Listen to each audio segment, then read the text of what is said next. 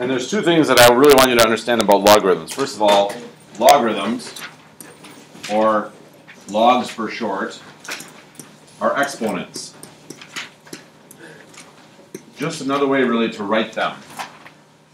And the second thing I want us to do is I'm going to first of all cross off this, think about this stuff.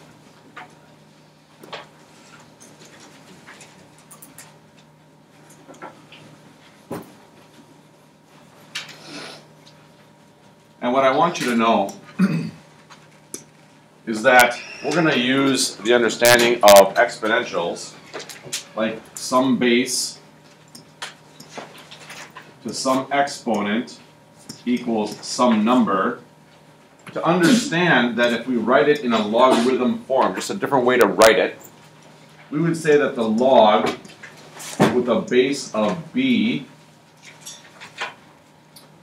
of some number is equal to an exponent. So to kind of put that in perspective so you can kind of understand it visually, what that means is something like this.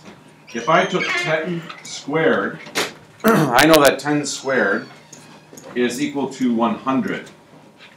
The way that I would write that in logarithm format is I would say that the log with a base of 10 of 100 equals 2. So here we see that the exponent in the exponential form is a 2, and when we take a log, we see that the answer is 2.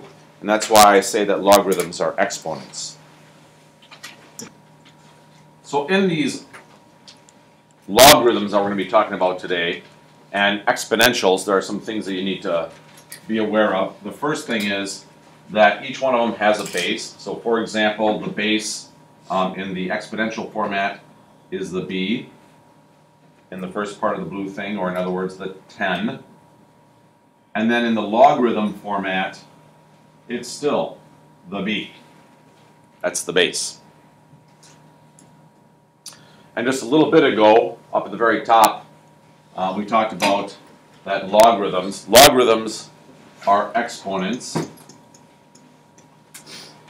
And I guess the practical thing that I would tell you is sometimes we use logarithms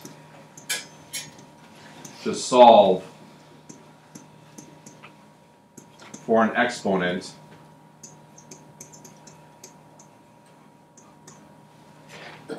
We don't know. So we'll see some equations coming up in which we're trying to find an exponent, and there's not really an easy way to do it. And so what we do is we change the stuff on the left, which is in what we call exponential format, into a logarithmic format, and it helps us to find an answer. So that's kind of the big use of logarithms when we're working in math. Now there are two kinds of logs that we use on a regular basis. In fact, if you look at your graphing calculator, there are only two kinds of logs that are on it. One is something called a common log. A common log just means that the base, capital B, I'm going to use, the base, B, is 10. And on your calculator, you'll see it as LOG. And the second kind of log that we use on a regular basis is something called the natural log. That has a base of E, or I should say the base B, I should get the same format here, the base B is E. Now E is an irrational number. You know how like pi is 3.1415 and it keeps on going forever? E is something similar to that. It's 2.718 and it keeps on going forever, never repeats itself, never ends. And what you'll see on your calculator is this thing, LN. So if you see the LOG button, that means we're working with a base of 10. If you see the LN thing, that means we're working with a base of E. That's it. That's all those two words mean on your calculator.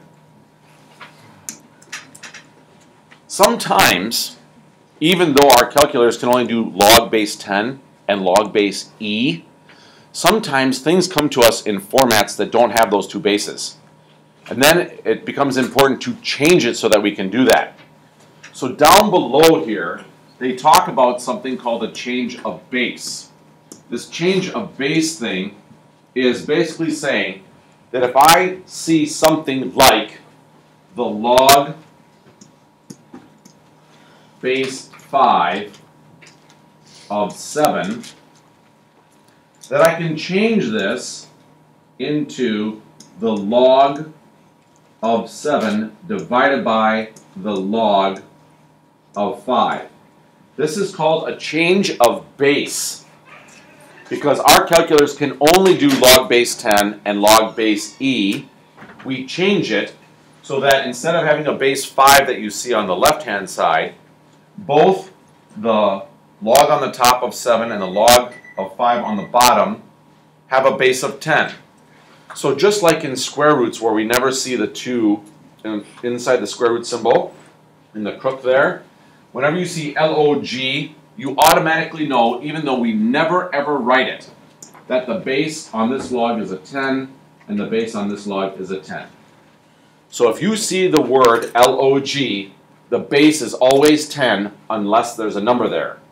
If you see ln, the base is always e unless you see log and then something there. ln automatically means e base, log means automatically 10 unless there's a number there. So down below here in the examples, we'll just jump right into it and show you how it works. So for a lot of us, we probably don't know what the power is that would give us 0.001 as an answer if I want an exponent for the x. This letter A is written in what we call exponential format. It has a base to an exponent equals a number. What I'm going to do is I'm going to change that into logarithm format. So now I know that I have the log. Could you please bring that up?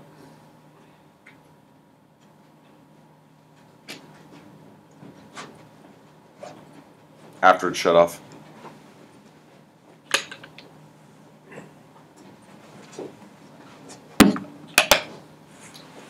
We know that we have a log, and since the 10 was the base of the exponential, it's a base of 10.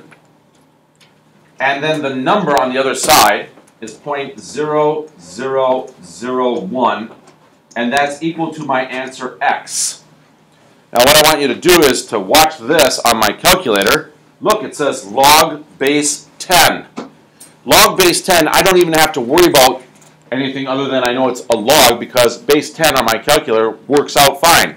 So I go to my calculator, and on my calculator, all I have to do is type in log, log on the left-hand side, of whatever number that was there, which was 0.0001. And when I hit enter, it gives me the answer, -4. So now, what I know is that this answer x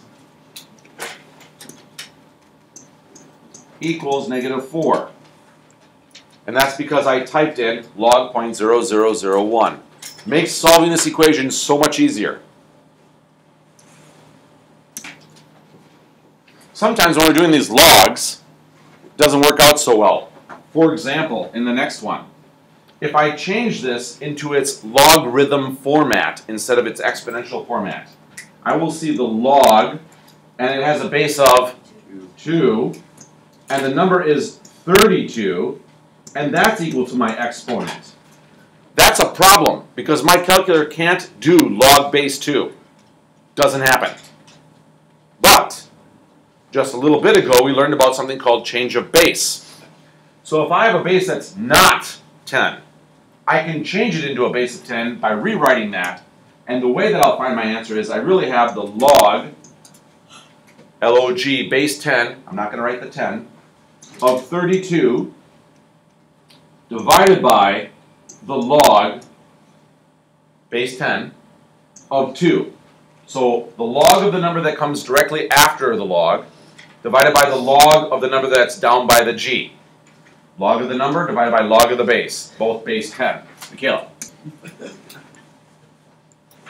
So now, this is not in a simplified form. What I'm going to do is I'm going to actually type this on my calculator. This is how I would do it. I would go to my calculator, and I would type in log of 32, parentheses, enter, divided by log,